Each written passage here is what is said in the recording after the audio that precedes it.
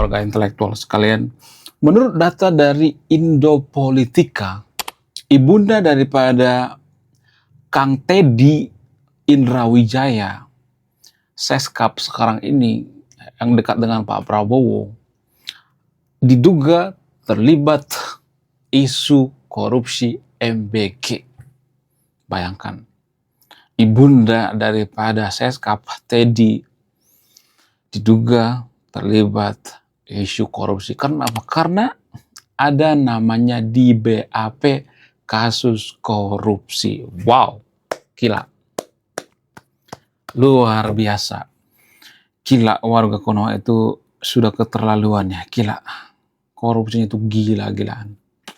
Nah, yang jadi pertanyaan, apakah ini faktor daripada informasi daripada Teddy? Apakah dia memberikan akses gitu? Apakah dia mempermudah untuk dapat akses ke MBG gitu? Bagaimana fakta yang sebenarnya? Langsung saja kita ke pembahasannya. Mari kita gaskan.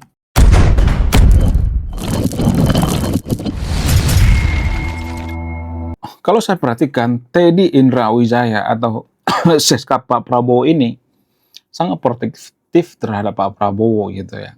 Ya, enggak jadi masalah ya. Saya tidak mengurusi masalah pribadi Teddy Indrawijaya dengan Pak Prabowo ya. Walaupun di media sosial itu ada isu-isu, saya tidak mengurus itu. Yang saya urus itu adalah masalah publik.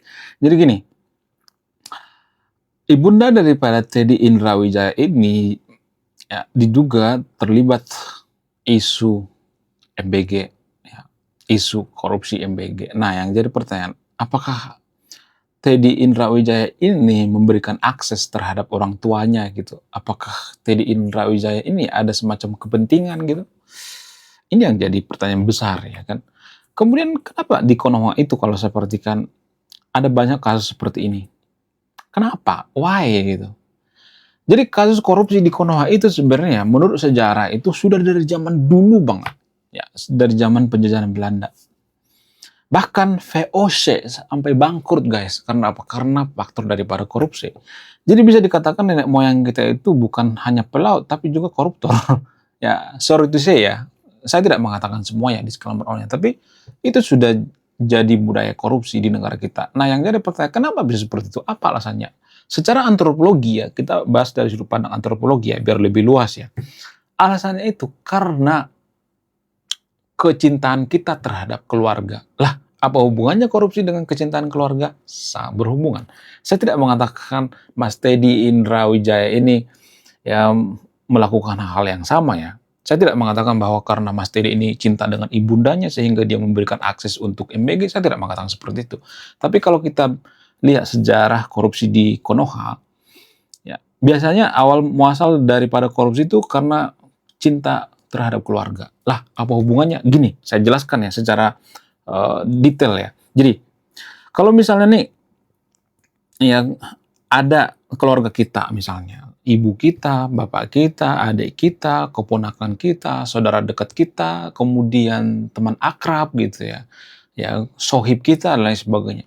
Namun ya, kalau misalnya nih kita menjabat sesuatu jabatan penting misalnya, ya kita menjabat di pemerintahan, jabatan kita penting ya, kita punya akses ke kebijakan-kebijakan misalnya. Biasanya ya, tanpa kita sadari kita memberikan yang namanya akses terhadap mereka. Kenapa? Karena kecintaan kita terhadap keluarga. Jadi korupsi itu bermula karena kecintaan kita. Ya, jadi korupsi itu ya bisa menimpa siapapun.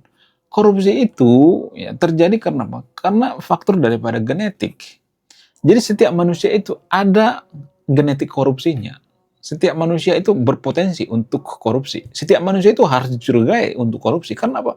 Karena sudah mengalir di darah kita, genetik kita. Dari zaman manusia purba juga seperti itu kok. Ya, ketika manusia purba itu dapat buruan, ya, yang pertama kali mereka kasih itu buruan itu siapa? Untuk keluarganya kan? Ya kan? Ke orang-orang terdekatnya kan. Jadi it's all about family. Karena kecintaan kita terhadap family kita gitu. Jadi zaman dulu juga seperti itu ya, zaman VOC. Kita bisa bikin perusahaan yang sangat terbesar di dunia zamannya, yaitu VOC. Karena apa? Karena ya misalnya nih ya di perusahaan nih kita manajer ya, ya nanti kita akan bikin saudara-saudara kita gitu ya, bawahan kita. Makanya Belanda dulu ada peraturan, nggak boleh mempekerjakan saudara kandung kalau kita satu perusahaan. Dulu ada aturan seperti itu ya. Jadi bupati nggak boleh ya. Misalnya stafnya keluarganya gitu nggak boleh. Ya, itu namanya konflik interest ya. Nggak boleh seperti itu. Ya. Bahkan Belanda juga sudah memahami gitu bahwa nenek moyang kita itu adalah koruptor gitu.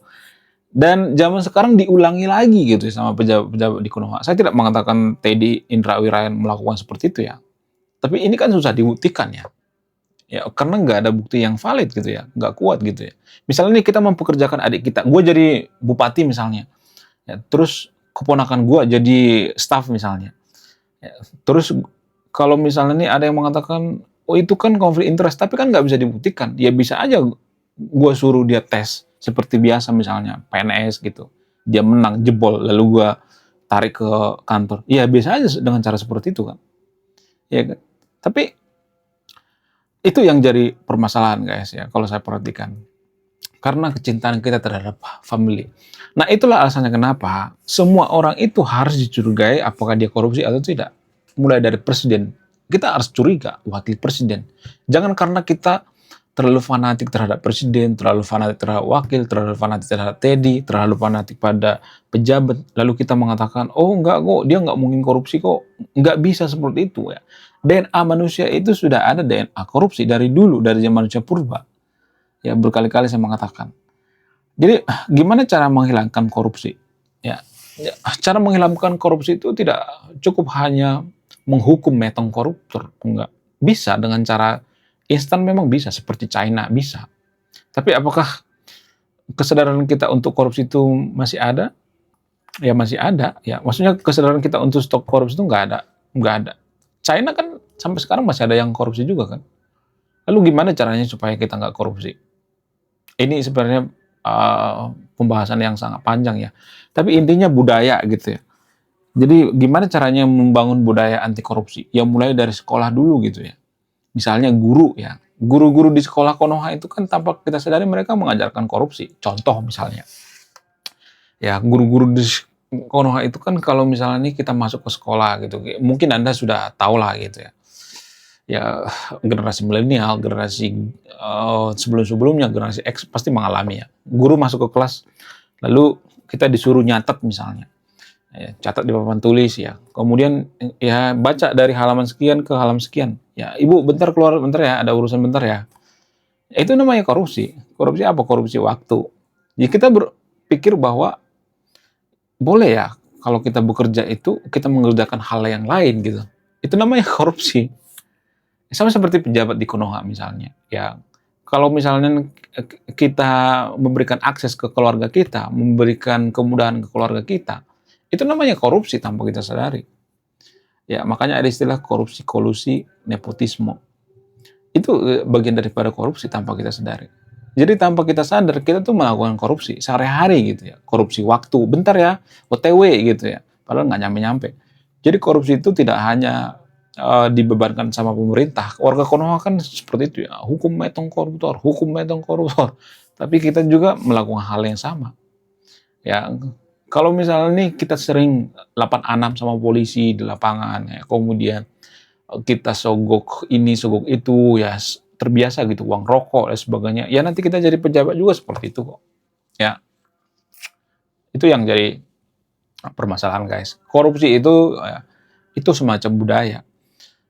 Pekerjaan tersulit presiden itu bukan ngebangun IKN gitu ya, gedung yang bertingkat, enggak seperti itu, tapi budaya anti korupsi. Dari dulu ya pejabat di Konoha itu enggak ada yang fokus pada pendidikan gitu ya, pendidikan anti korupsi ya, kemudian membangun budaya anti korupsi enggak ada satupun yang fokus. Saya nggak tahu alasannya apa. Apakah karena alasannya itu boleh berbohong dalam 3 hal? Saya tidak akan menyimpulkan, ada yang menyimpulkan. Bro, kalian gimana? Coba tulis di kolom komentar ya. Nah, yang jadi pertanyaan, bagaimana kalau kita menepalkan Konoha supaya korupsi selesai? Kayaknya nggak bisa juga, guys. Ya, itu bukan jalan keluar menurut saya pribadi. Walaupun kita 1000 kali nepalkan Konoha, Tapi kalau masyarakat kita nggak berkesadaran, nggak bakal bisa selesai. Korupsi itu dimulai dari kecil gitu ya, dari ya anak didik gitu ya, dari kecil gitu. Kalau orang tua kita itu sering berbohong tanpa kita sadari, kita juga mengajarkan anak kecil untuk korupsi kan, berbohong. Korupsi dan berbohong itu kan sama kan, sama-sama merugikan orang lain gitu. Ya, koruptor kan pembohong ya. Jadi kalau orang tua kita itu sering berbohong tanpa kita sadari, mereka juga akan mendidik anaknya itu berbohong gitu ya. Saya juga bukan orang tua yang suci ya. Saya juga bukan orang yang suci, tapi saya berusaha gitu ya, memberikan kejujuran terhadap anak saya gitu ya. Ya walaupun nilainya jelek nggak jadi masalah, ya, ngapain nih? Ngapain dipaksa nilainya bagus kalau nyontek ya kan? Ngapain gitu? Lebih baik to the point aja gitu. Lebih baik nilainya ya jelek-jelek aja gitu, jangan dipaksa gitu. Lagian itu kan bukan ini juga, bukan jaminan juga dia sukses di masa depan ya kan. Jadi ada banyak hal ya. Ini pembahasan yang sangat rumit sebenarnya ya. Korupsi itu tidak hanya tugas pemerintah, tapi masyarakat juga gitu ya, masyarakat bawah juga gitu ya. Karena ya orang-orang yang korupsi sekarang ini kan didikan daripada orang tua juga kan. Ya kan? Kalau misalnya nih dugaannya Teddy Wijaya ini misalnya ya terlibat misalnya, itu kan faktor daripada didikan orang tua juga kan. Faktor didikan daripada guru juga. Jadi makanya guru-guru di Konoha itu jangan cuman menggunakan kalimat ada presiden itu kan karena ada guru ya.